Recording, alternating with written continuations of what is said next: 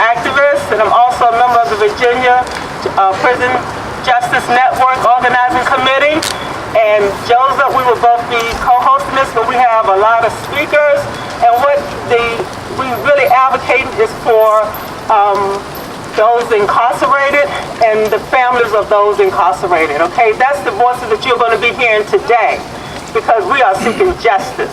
And we're going to not only seeking it, we're demanding justice, okay? That's what we're doing. Like you said, we're the people, we're the power, so we just want to make sure that we are being heard, and that's the purpose. So, Joseph? Thank you, Lynetta. We want to thank you again for everyone who's coming out today, because this is the second annual Virginia Rally for Prison Justice and Reform.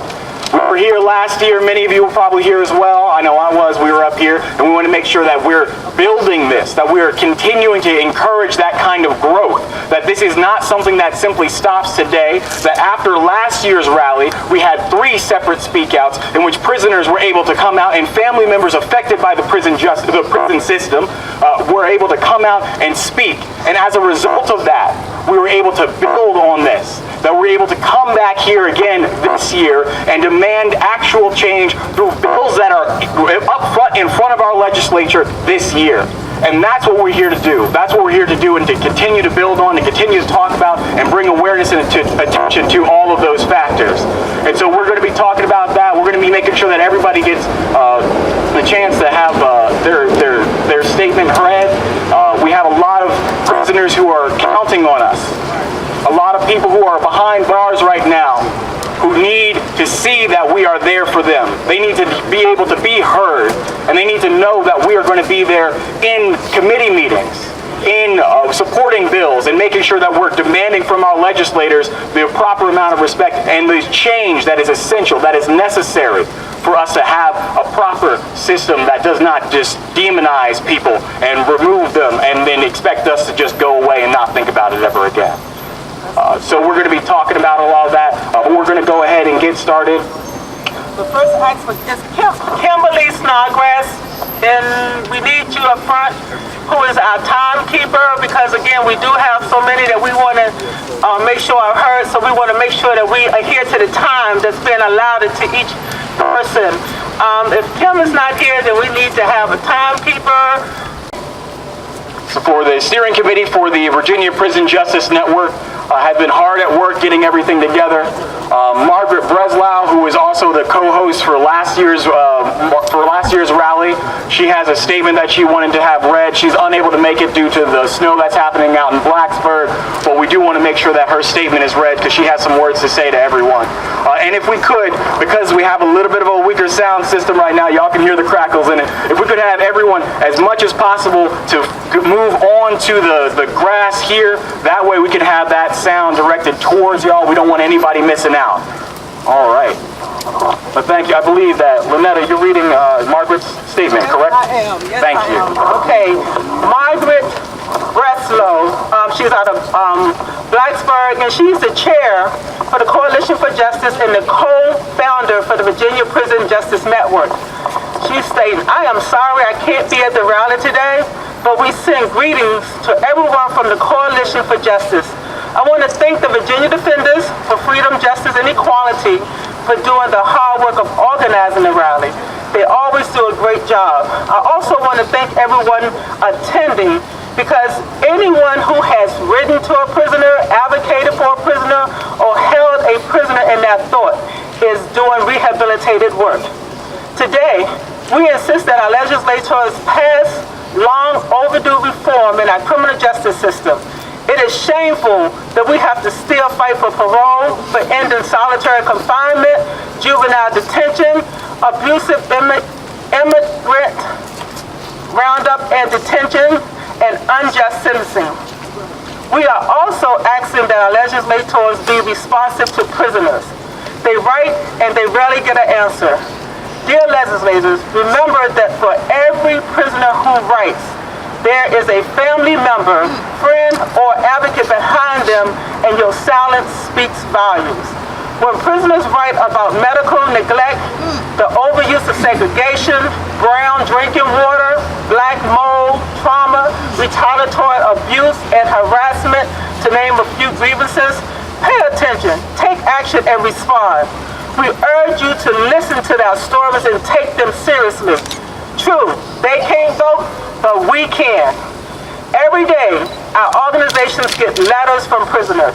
We respond to each letter and in turn write to the Virginia Department of Corrections administrators every day as well. From October through December, we wrote almost 500 letters and sent out 145 Virginia Prison Justice Network newsletters each month. Most of the letters cite grievances ranging from health concerns to today to issues of abuse.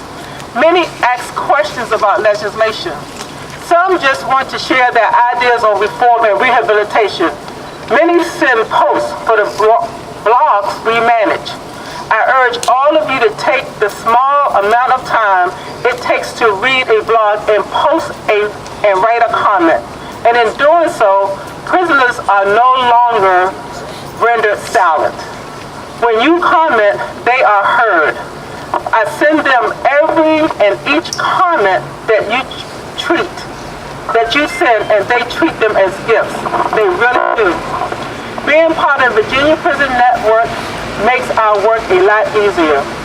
We can get input from other advocates and can share information and resources, all with the understanding that this good work is being done through the state.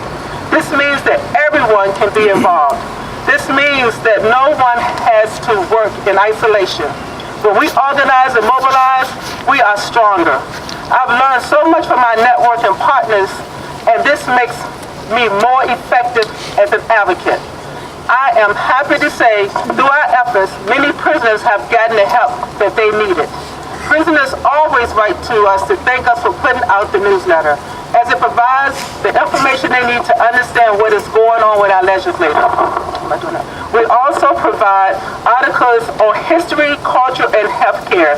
We often provide some Spanish language content as well. The newsletters give prisoners a way to connect with other organizations as well. Most of the prisoners who write to us have done so because they know about our work through the newsletter. I want to close with a few sentences from a prisoner who wrote me just yesterday. Thank you so much for your time and effort, sacrifice, and expended in responding to our letters. I have written to several organizations of which you provided me information. I am extremely grateful. I've been in for 16 years, and nothing like this newsletter was ever around. It puts a real smile on my face to know that you all are out there fighting for us. And this is how I responded back. We learn so much from you too. We draw as much strength from your support. Your insight into the system and its failing help shape our responses to legislators and provide a framework for our efforts as well. The system must change and will. So thank you all for your support and strength. Solidarity from the Coalition for Justice. Thank you, Margaret. So Margaret did mention the important work that the newsletter is doing, getting that information both to the people who are behind bars and out here as well to everyone in this area who are trying to support and help them. And we also wanted to bring up that if you do have any hearing issues, we do have folks who are here for sign language interpretation right here in the front. So please, if you need to move to the front for that, we do have that available for you. One of the other unique aspects of the Virginia Prison Justice Network is that it is prisoner-led. Two of the three members of that steering committee are incarcerated individuals.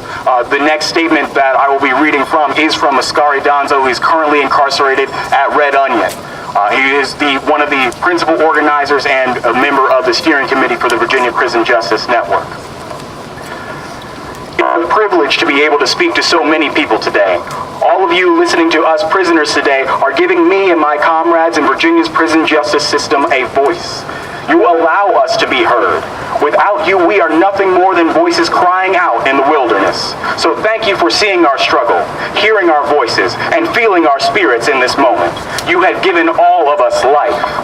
The Virginia Prison Justice Network was also established to give and protect the lives of so many who are robbed of life by a criminal justice system here in Virginia that is cruel and dehumanizing.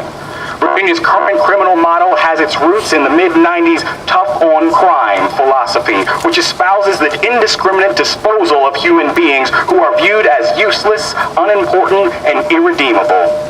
It also must be noted that empirical data reveals that there are specific communities that are enduring the hardships imposed by this system. Virginia's criminal justice system is especially tough on minorities, on lower-income communities, and on the mentally ill. Add to that women are the fastest growing incarcerated population in Virginia. This network is our attempt to harness and organize the forces for change in this state. The network is developed after the first ever prison reform rally on January 20th of last year. A year later, we focused on growing the network and intensifying the struggle. This means that the current and former prisoners, their loved ones, and the people who support us must all commit to being informed and involved. One of the weapons used against us has been secrecy. Prisoners must be encouraged by you to speak out. And when we do, you must not only hear us, but you must help us by taking action. By developing political, social, and spiritual relationships with prisoners, you weaken a system that's sustained by isolation, and alienation, and silencing. This rally is not a feel-good event, but rather a time for us to come together annually and to congregate, evaluate, and plan for the upcoming year. While 2018 brought us success on many fronts, we still have much more work to do. And there are a lot of people still suffering unjustly. 2019 is when we begin to demand that major policy changes happen in Virginia. Many people have gotten rich from Virginia's prison industrial complex, which is stacked with human bodies.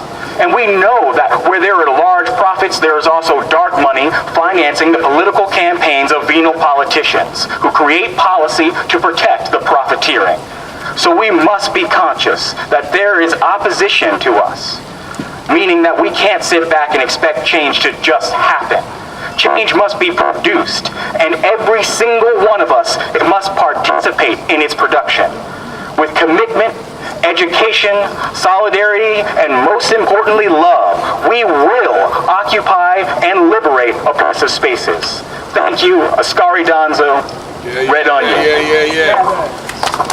Yeah, thank you. Also, for security reasons, everyone that's on the sidewalk, we're going to have to ask you to move to the dirt in order to adhere to the conditions. Of course, understand. So thank you so much for just working with us. Again, we are advocating on behalf of those that are incarcerated and the family of those that are incarcerated, because we all know when our loved ones are incarcerated, guess what? We're doing time too. We love them. That's right. So we have to be that voice. And that's what this rally is really about. It's about their voices being heard. Okay? We have to do that. Because when we don't do it, guess what? They're silent. And that's what they want us to do. Not speak out. All right? We have to do that. So next, who's the next one? Okay. Edward Snyder will be speaking for, is that Hassan? Okay. Thank you, brother. Thank you. Yes,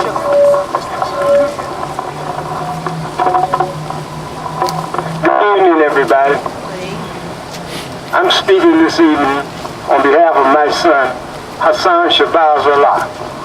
He's currently in prison at Augusta Correctional Center. His words are, peace and justice to the unified family. On the behalf of Virginia Prisoner of Conscience and the Virginia Prisoner Justice Network, I would like to thank you for coming out to the second annual Virginia Prison Reform Rally. In the past year, so much progress has been made, but it has not come without sacrifice. Therefore, I would like to thank the activists, organizers, and supporters for their tireless work and effort towards making this movement a success. With the current atmosphere surrounding prison reform, there is a shift toward more progressive thinking, and we are primed to take advantage of it. If there is a bipartisan effort to bring change at the federal level through the recent prison reform bill, the Virginia General Assembly, why not here in this Commonwealth? If this is something that we desire, then we must understand that our unity is our power. For we, the people, have the ability to demand the changes we see. 2019 will be a telling year, especially with the elections in November. Although we, as felons, do not have the right to vote, our families and friends do. Therefore, we are urging our loved ones to vote for the candidates that we endorse. And what we are saying is that if a candidate does not have prison and criminal justice reform as a part of their platform, then they will not receive our votes. That's right. We also need to remove the veil from the face of those representatives who have received generous donations from the lobbyists of these multi-million-dollar companies, such as GPay, we're all familiar with that, Keyfay, and Global Tel that benefit from prison profiteering. You as citizens are our most valuable resource, for it is only with your assistance that true and meaningful prison and criminal justice reform can take place. The Prison Justice Network needs your support. Your presence is most important as we push for legislation. For if the powers that be do not see that you care, then the relief we seek will remain out of reach. Don't let this rally be the end of your activism. Let it be a new beginning. Peace and justice to you all. And let's make Virginia great. Thank you.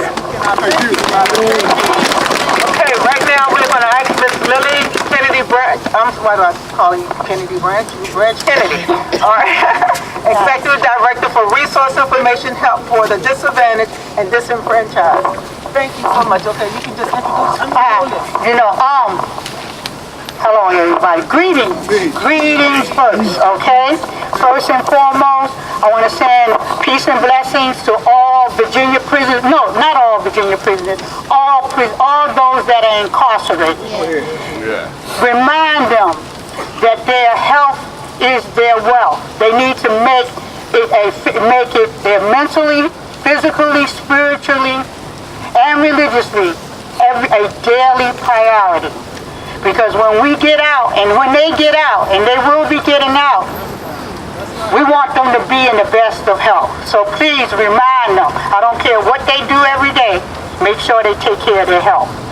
Okay, because we're limited in time, and most people know, I'm good for saying it, I'm long-winded, but I'm not going to be long-winded today because I'm so humble, honored, and I have a surprise for you both because these two that stand behind me are returning citizens, returning back to our community. One of them only been out a month, and the other one has been out a couple of months. But let me tell you about these two. I'll tell you real quickly, but only one of them going to speak. But here's the thing. When they were in the inside, they were doing the work. They were doing the work. They were by my side, guiding me, mentoring me, keeping me going. When I said I give up, I quit. But these two held me down on the outside. So I want to introduce first Keith Fleming. And I want to introduce the speaker for this special guest, Mr. Willie X. Brown. And most of you, if you're in Greensville or any place, any of them, you know Willie X. Brown, so I'm going to let him speak. Thank you for coming out today. Thank you for supporting this here cause. Thank you. Greetings, family. How y'all doing? First and foremost, I must give acknowledgement to the Most High for keeping me and for keeping y'all actively involved in the process of justice. When I was looking at the flyer, the banner, justice is a big thing. I'm taught that justice constitutes the meaning of life. And all of us here, we have life, We must activate that life, because if we don't have justice, then we are imbalanced. We're going to suffer. We're going to have ill health. We're going to have spiritual health problems.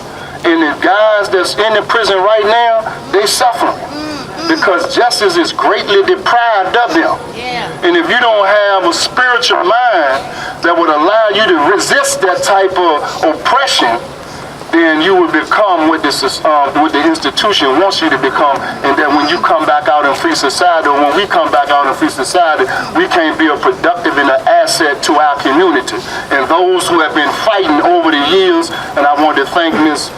Kay and her team that has been diligent, fighting through thick and thin, trying to make this a reality. So I got locked up at 14 years old. I did 35 years, 10 months and 30 days. And I thank God that I'm able here to stand and to speak before you and to encourage you to stay in the fight. Don't give up, because to give up is to give the devil the victory, or to give injustice the victory. And I'm taught that never do that. Justice is life in and of itself. We all want it, we all need it, and we must have it in order for us to be real citizens. In order for us to be real citizens, then we must understand this principle of justice. We must understand the principle of freedom.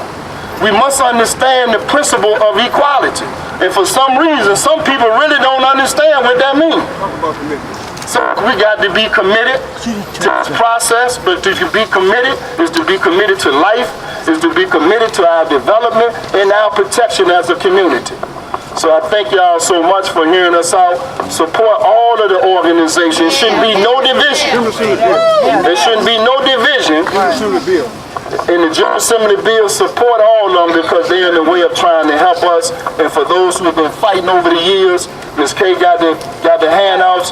All of the organization, man, y'all stay in the fight. Don't give up.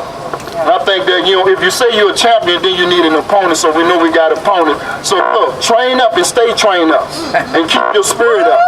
So with that, I thank y'all so much for hearing us out.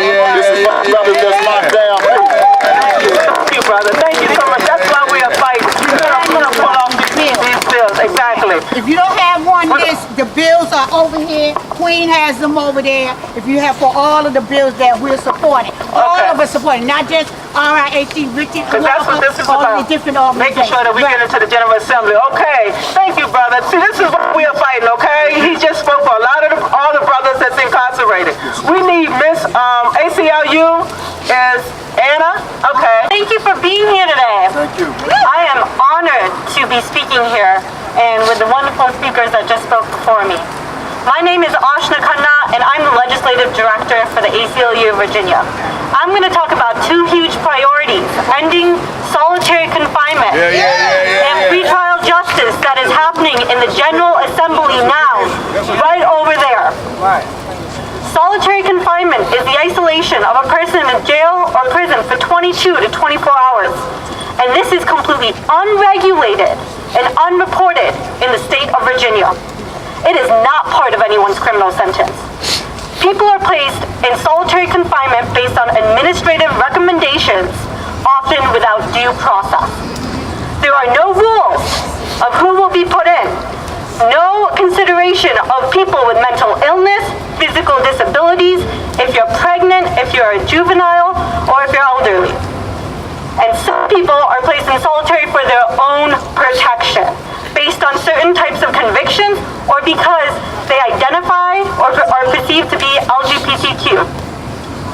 Yet the Virginia Department of Corrections denies that they use solitary confinement in Virginia.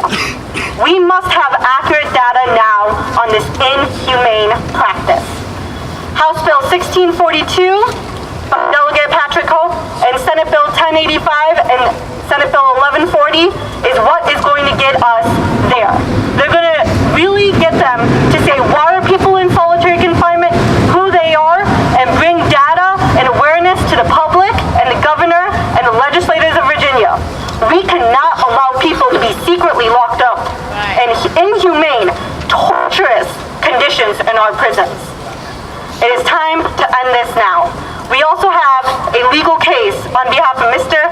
Reyes, who's been in the Red Onion State Prison in solitary confinement for 12 and a half years. We need to end these discriminatory and cruel practices and shine a light on solitary confinement in Virginia. The second thing I'm going to talk about is pretrial justice.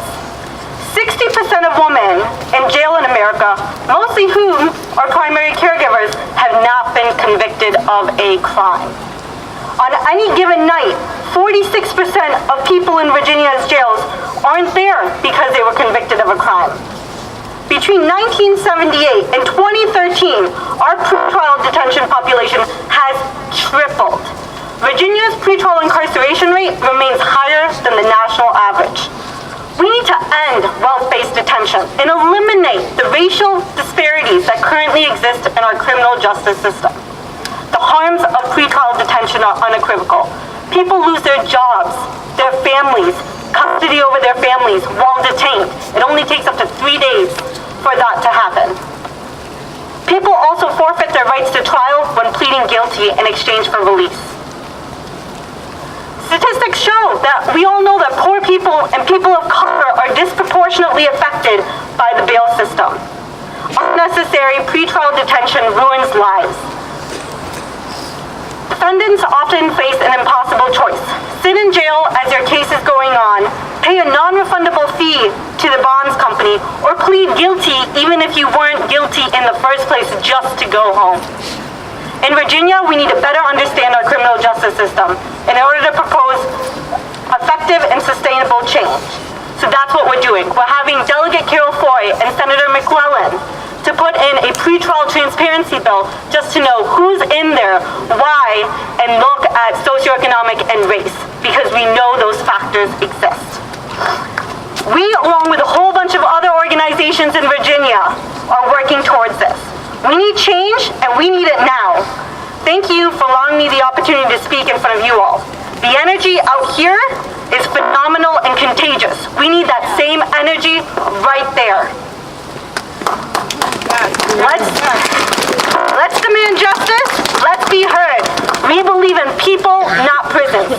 Thank you so much again, and you all are incredible. From prisoners who wrote in to make sure that their voices were heard. We want to make aware, folks, that there will be some green baskets that will be passed around. For those of you who are able to give, we do ask that you do so. We do take those donations. It goes towards what is currently being self-funded. It is a completely volunteer organization, and they are pulling out of their own pockets. Margaret is pulling out of her own pockets in order to make that newsletter go out. That's going out to 20 different facilities at this point. She's making that work and make that happen so that people's voices are heard. So if you are able to get those green baskets, will be coming around, and we're also going to be handing out those bills, those papers, to make sure that, as Ms. Kay was talking about earlier, we can follow and continue to track the progress of the bills that are coming through the General Assembly this year. So all of those things will be going around today, and just keep your eye out for them. If you are able to give, we do ask you that you do so. If not, that's all right too, folks. We don't all have it that way, so trust me, we understand. But if you are able to give, please do so, and please be aware of those bills as they're passing, or as they're coming around as well.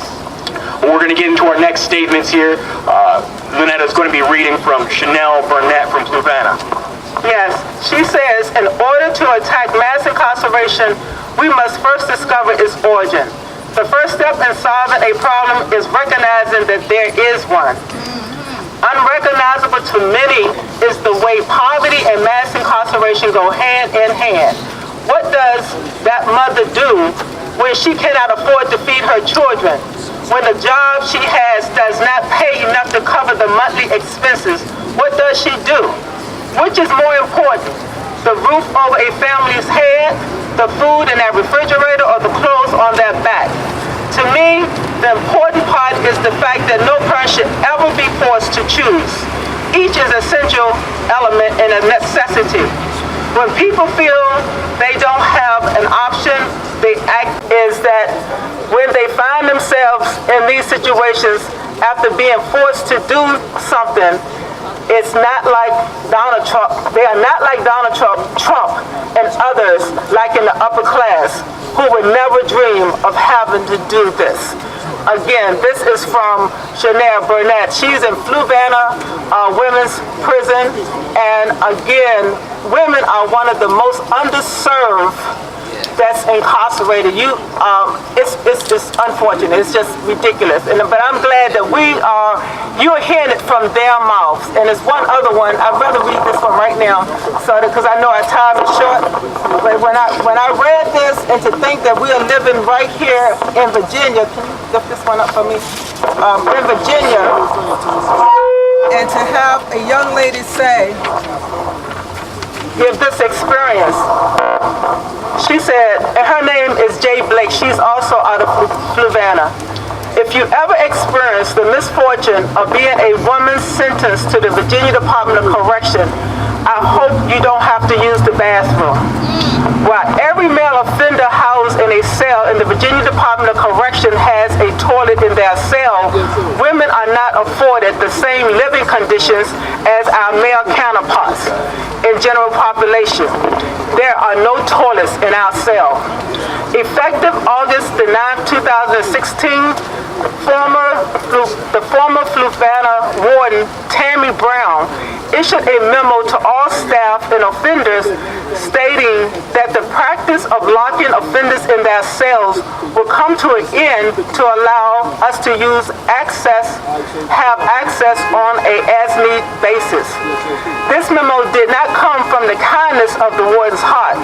It was the result of offenders filing grievances and attacking this practice simultaneously, combined with the attorney Stephen Roseville notifying the Virginia Department of Correction Director Harold Clark about the lack of toilet access.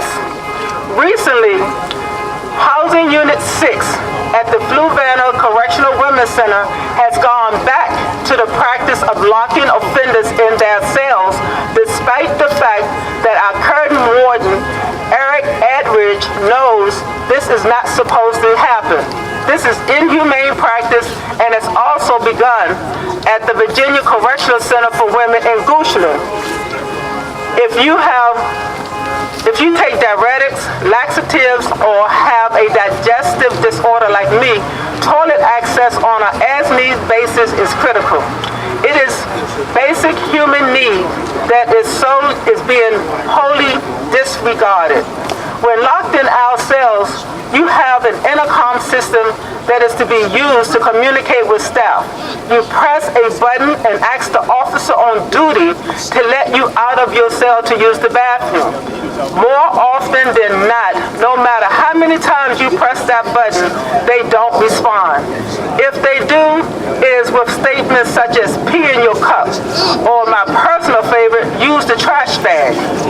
I have been forced to defecate in a trash bag in lieu of using an actual toilet more times than I can count.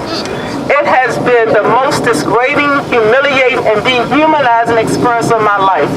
The Virginia Department of Correction currently has no policy in place to address this issue, nor is there any such law to prevent this from happening. The female offender population under the Virginia Department of Correction deserve the exact and same unrestricted toilet access as their male counterparts. We are not receiving it, and we desperately need your help. This is happening today. And that's important to remember too, because just like Ascari wrote in his letter, the female population in Virginia the incarcerated population in Virginia is the most rising population. And just like we had the march, the Women's March and Expo that was today earlier, which we do want to give a shout out to the organizers and participants for that. So thank you again to the organizers and participants for the Women's March and Expo today. But this is an issue, and that population is growing, and we have to do something about it. We need to stand together with that. But we do want to move to our next speaker, which is going to be a statement from Jermaine Doss, who's currently incarcerated at Sussex 2. He has a statement being read by his godmother, Henrietta Trotter.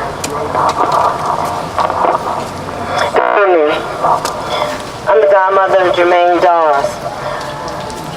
This is the voice of the people today. I ask that you show your support today to help free an innocent man. For the past 18 years of his life, Jermaine Dawes have been lawfully detained in the Virginia prison system.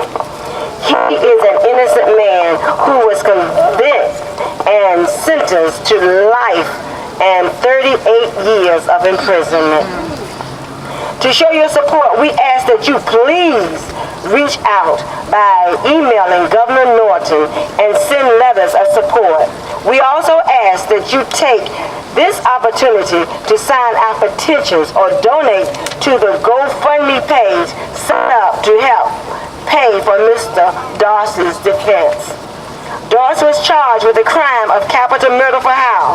However, while on trial for that crime, the prosecutor's witness, Nathaniel McGee, the only witness implicated Dawes, was shown not to be credible. Consequently, the trial judge, on his own accord, decided to undermine the indictment and the true finding facts of the trial by adding additional jury instruction, allowing an altered finding of first-degree murder. The instructions was given at the end of Dawes' capital murder trial with the sole intentions of lessening the prosecutor's burden of proving Dawes guilty of capital murder under Virginia law. First-degree murder is not a lesser included defense of capital murder. Because of this change, all of his rights were violated, including his constitutional rights. However, McKee was stated under his oath numerous times that he lied and testified falsely against Dawes. To the threats made currently by the incarcerated Norfolk police, his name was Glenn Ford, who is serving 12 years sentence. This pardon was given to the governor's office, and it was on the behalf of Mr. Dawes by the defender's team. In other words, I was in trial that day when they had a new trial. And when they had the new trial, McGee came, the only witness, and said he didn't do it. The judge still kept him in jail 15 years later. How unjust. How unjust is that? And we know it's happening every day. And we know that they also sentence outside of the guidelines. We know that they do that. So our next statement, I think, came from Brandon Seward. Brandon Seward is another incarcerated individual who wrote into the network and wanted to have us read for his statement today. His name, he says, "My name is Brandon Seward. I've been locked up since July 27th of 2003, serving 23 years for a second-degree murder I did not commit. I've already done 15 and a half years since the tender age of 16. My story is simple. The night before I went to prison, I got extremely intoxicated. I drank humongous shots of vodka and orange juice, a little brown liquor, a little moonshine, and smoked a couple blunts of weed. The next morning, I could not open my eyes. My uncle was a licensed gunsmith. He had a Lama 45 caliber 1911. And being so bored, I was like, well, I'm going to go out back and clean the gun. So I loaded it and unloaded it. And being young, dumb, and reckless, I played with the gun. And then I loaded that gun up and it accidentally went off. I looked up and saw to see blood soaking the Afghan blanket my uncle had wrapped around his head. And I dropped the gun in shock and disbelief. His wife ran to the phone, and I was relieved we could get him some help. Now I take full responsibility for my actions. However, I could have taken a plea of 17 years and would have went home last year. My court-appointed lawyer did not explain the plea bargain or how much time I could have gotten. I should have received a 10-year sentence under involuntary manslaughter, being the Commonwealth did not prove malice or premeditation. And all I can say is this. If this can happen to me, what about the 38,000 prisoners incarcerated in the Virginia Department of Corrections? What injustices are in their case? We have to change the culture. I personally want to stop committing crime. I just say no. We never ask the question, why do we do the things until it hits the fan? Every time I turn on my television, it's an episode of black on black crime or white on white crime or black versus white crime, etc. And all I can say to that is why. We need to make more conscious decisions and erase the hate.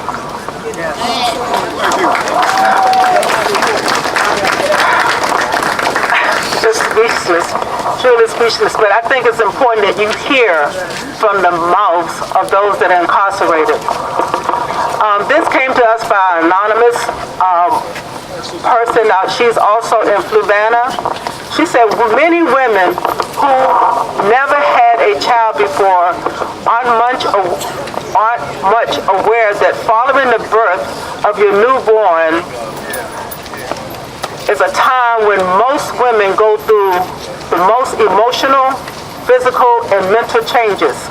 Our bodies go through some dramatic changes such as hot flashes, panic disorders, vaginal bleeding for up to 5 to 6 weeks as the placenta heals over in the uterus. Being in a hospital after giving birth isn't typically the ideal place to rest after your newborn baby is born. It is important that you have someone supportive out there, whether it's a family member or close friend, to help you so that you can have enough energy to be fully present for your baby and give them your full undivided attention. If you don't have that support, over time you will develop symptoms of depression and you will become a member of the postpartum depression club. Why I suggest that? Unfortunately, I joined that club. With me, I dealt with severe depression. I was young in age. I experienced loneliness and abandonment. I had countless thoughts of failing and felt horribly ugly. I also felt as though no one loved me anymore, including my husband and family members. None of them helped me when I gave birth. So I really felt as though I was on my own with my entire experience. I was sleep deprived and exhausted. It wasn't a healing time for me. It was a hurtful time, to say the least. Personally, I didn't think taking care of a baby was that hard, but that was before I gave birth. No matter what your circumstances may be, every woman needs to be heartened that having a baby is the real deal. It's a stressful time, but it doesn't have to be. You and your baby shouldn't have to suffer from this. Both of you should be able to live happy, long lives. Just know that you are not alone and help is out there for you. She was able to be helped by the National Association of Postpartum Care Services, which is an association addressing the practical responsibilities and personal concerns for those that are experiencing postpartum depression. But she wanted this to be out there because, again, a lot of times women don't speak about what they are going through at the time that they are going through it. And sometimes they just act out. So we thank her. Thank you, Anonymous, for this information. Yes, thank you again. This is Michael Brown, and I've been in prison for almost 24 years, and yet I'm only 38 years old. I was convicted of several crimes in the Richmond area at the age of 15, and I was sentenced to 78 years with 28 years suspended in the year of 1995. I was one of the first juveniles to be convicted of a crime and unfairly sentenced. Never in my wildest dreams did I think that I would be removed from my family and friends for so long. The mistake I made as a kid has hurt everyone I know. My best friends cry when we talk on the phone. My sisters and I don't have strong relationships because of me being in prison. My youngest brother, who I have not seen since he was 7 years old, was killed in 2011 at the age of 24. Do I feel like it was my fault? Yes. Yes, I do, because if I was there, he would be here. Since being in prison, I've had heart surgery, and I've had to have a defibrillator placed on my chest, and still I'm doing everything that's asked of me and more. I would like to say thank you all for your help, and ask to end mass incarceration and bring back parole. Michael Brown currently incarcerated at Nottoway Correctional Facility. Michael Brown was one of the ones who was sentenced under during the removal of parole, which is on the list here of bringing back parole to the state of Virginia and making sure that that is taken care of, that people have the opportunity.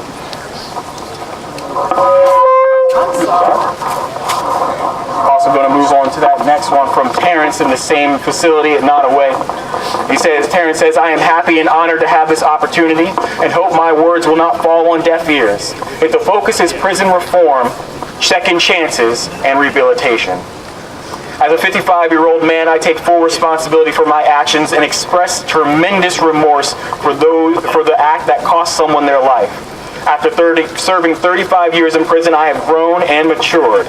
I can understand that 75% of offenders will be released from prison without some sort of programming. Truth is, re-entry begins the day that you enter prison. 1/3 of offenders are less likely to return to prison if they participated in a specific program. And these are facts that studies show. So there's an opportunity to save people and for them to save themselves. Personally, I've educated myself and completed many programs and trades. And on a personal note, I talk, share, and try to help as many of these individuals as possible. And it is our duty to save them from making further mistakes. Okay, we have 2 more letters because we want to get to some. Amen. That's great. Yeah, we want to get to some of the other individuals that we want you to hear from. This is from Julie. Julie is also from Fluvanna. She says mass incarceration is not a deterrent of crime. It is a hindrance on the pursuit of progression. It is a label, a stain on a person's character. It is a fatal flaw in the pursuit of happiness. Incarceration is not only a punishment on the accused, it is a burden on their families, and it is a burden on society. When someone is incarcerated, their families are also bound by the chains of prison and are forced to compensate for their loved one's absence. Families are torn apart, marriages or relationships are destroyed, and some bonds are so broken that there may be no form of reconciliation. Children and spouses are left to feel abandoned. And although it is the fault of the accused, incarceration is not always an absolute answer.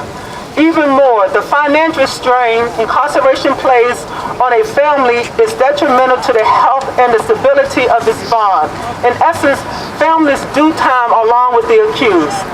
They count the days to being reunited along with the way pinch pennies to afford the cost it takes to remain close in touch and supportive.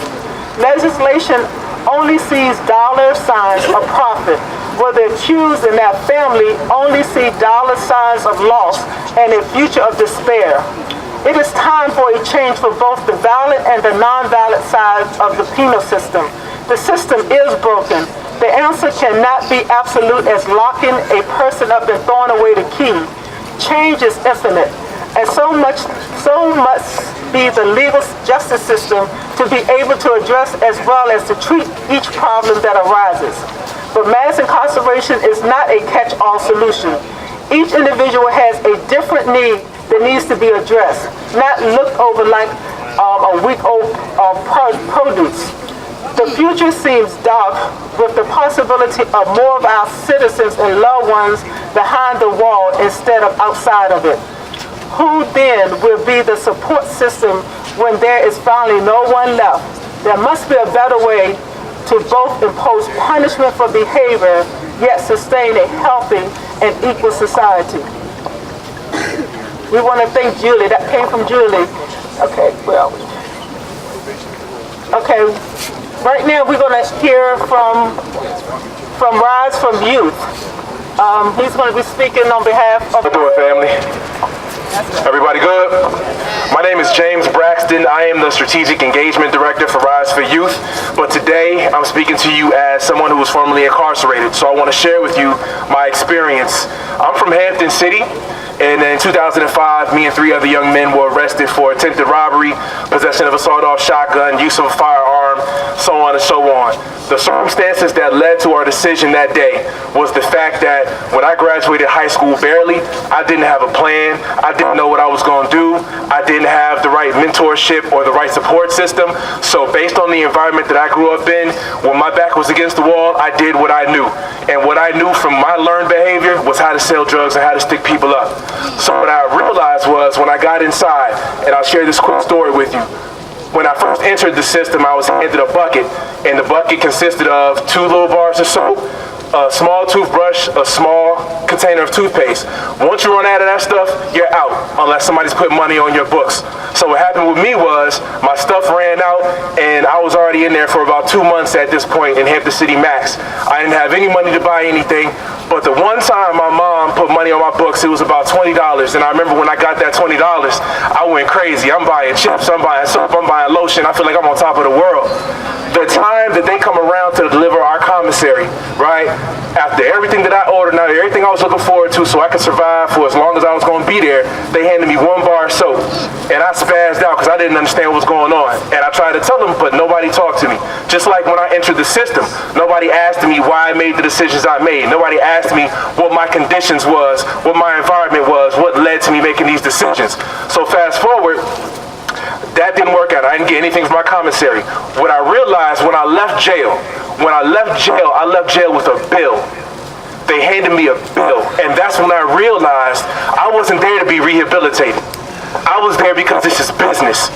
And that bill was for every day that I was in their jail. I got to not only re-enter society and try to figure things out for myself, but I got to figure out how I'm going to pay this jail back, right? I got to figure out every time that I go see my probation officer why she's not asking me what I need, why she's not asking me, am I getting a job, and do I need resources or access to anything? Why are these questions not being asked? Instead, you're asking me, have I done drugs? Have I stayed out of trouble? There was no resources. So when I got out of jail, I lost my apartment, I lost my car, I lost everything, my job, and I had to start from scratch, sleeping on my grandmother's floor. For 3 years that I was on probation, for 3 years, it had nothing to do with what I needed. I was on my own, and that has to change. If you want people, and I remember nights crying and praying to God about, every door that I try to open, every job I try to apply to, nothing's coming through. Nothing's coming through. Please make a way for me, because if you don't, I'm going to make a way for myself. And that's why I'm in this jam in the first place, right? And it wasn't until an opportunity was offered to me that changed my life. But it had nothing to do with the system, and the system had the opportunity to do that. That has to change. If you want to see change, if you want young people especially to stop re-entering the system and recommitting, then they need the proper support. They need you to ask the right questions. They need the state. They need the local government. They need the probation offices. They need the city jails. They need the prisons to do the right thing to rehabilitate our people, or nothing is going to change. I appreciate y'all time. Thank you. I don't even know what to say. I'm telling you, you're hearing this from the mouths of those that are affected. And if we don't change what's going on over there in that General Assembly, if we don't change the bills, believe me, that behavior will not change. So right now, we're going to ask this, what's his name? Because I don't want to say it wrong.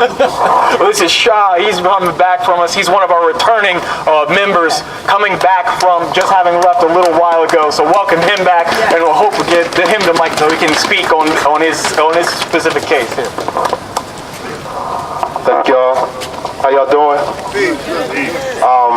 Real quick, because we're pressed for time, I want to say this first. I love all my guys who I did time with. Everybody that I did time with, raise your hand, please, man. Thank y'all.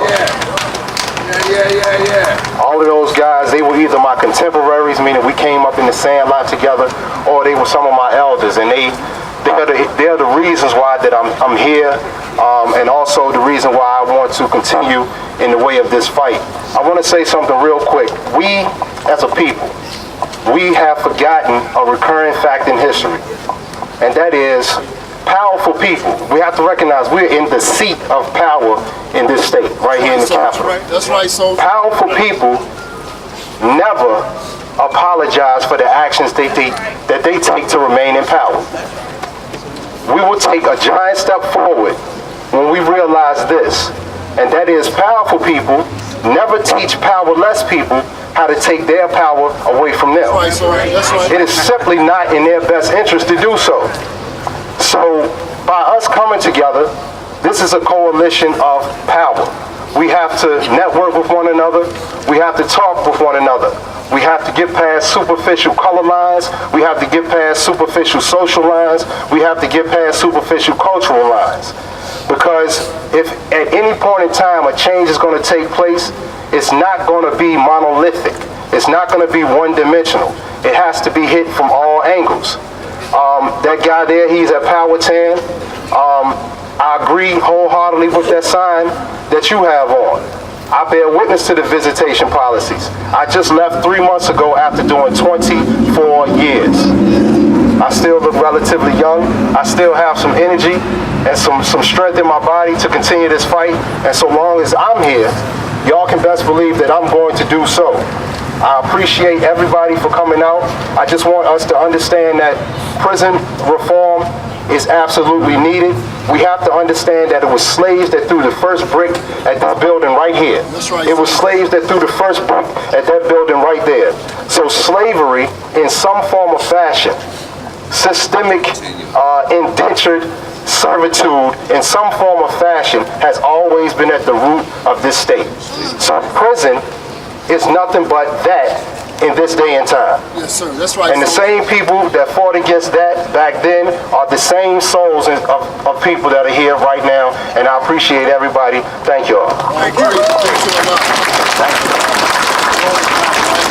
Thank you, Shah, and thank you to everyone who's come out tonight or today. Why do we ask you all to stand out here in the cold for an hour? Why do we ask us all to be out here when we know that the weather's coming and it's not going to be the greatest?